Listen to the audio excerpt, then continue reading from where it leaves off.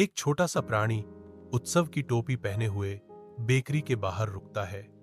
उसकी निगाहें अंदर की केक की ओर खींची जाती हैं। बावर्ची प्रकट होता है। उसका चेहरा गंभीर है क्योंकि वह चौथ जीव को जानता है। एक जबरदस्त धक्का के साथ रसोइया प्राणी को व्यस्त सड़क पर धकेल देता है। प्राणी लड़खड़ाता है। उसकी उत्सव की टोपी टेढ़ी हो जाती है क्योंकि वह निर्दयी फुटपाथ पर उतरता है।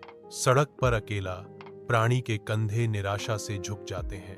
प्राणी की आंखों में गहरे दुख का भाव झलकता है। जन्मदिन के उत्सव के जीवंत अराजकता के बीच प्राणी परिधि पर अलग थलग खड़ा है, खुशी का एक मूक दर्शक जिसे वह साझा नहीं कर सकता।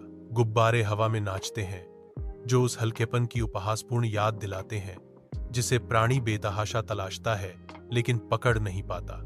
एक शेर और कई बिल्ली के बच्चे केक के साधारण आनंद में आनंदित होते हैं। उनकी हंसी प्राणी के आंतरिक उथल पुथल के विपरीत है। प्राणी के चेहरे पर आंसू बहते हैं। प्रत्येक बूंद उस खुशी के लिए उसकी गहरी लालसा का प्रमाण है जो मायावी बनी हुई है। प्राणी चुपचाप से सकता है। एक दिल दहला देने वाली आवाज पार्टी के खुशहाल शोर में खो जाती है। उसकी तड़प एक ठोस उपस्थिति, असली खुशी एक दूर का सपना बनी हुई है जो प्राणी की पहुंच से ठीक बाहर एक मजाक उड़ाने वाला भूत है जो उसकी निराशा को गहरा करता है। शांत पार्क में अस्तित्व स्थिर खड़ा है। एक मौन दर्शक एक मौसम की मार वाली प्रतिमा के बगल में।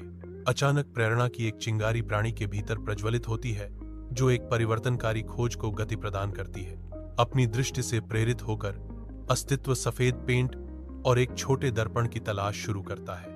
वह ध्यान से सफेद पेंट का एक डिब्बा और एक छोटा दर्पण पकड़े हुए है जो अपना रूप बदलने के लिए तैयार है। परत दर परत अस्तित्व स्वयं को सफेद रंग से रंगता है। इसका परिवर्तन प्रत्येक सावधानीपूर्वक स्ट्रोक के साथ प्रकट होता है। वह प्राणी छोटे दर्पण में देखता है, एक जीवित प्रतिमा के रूप में अपने भेस को सावधानीपूर्वक पूरा करता है।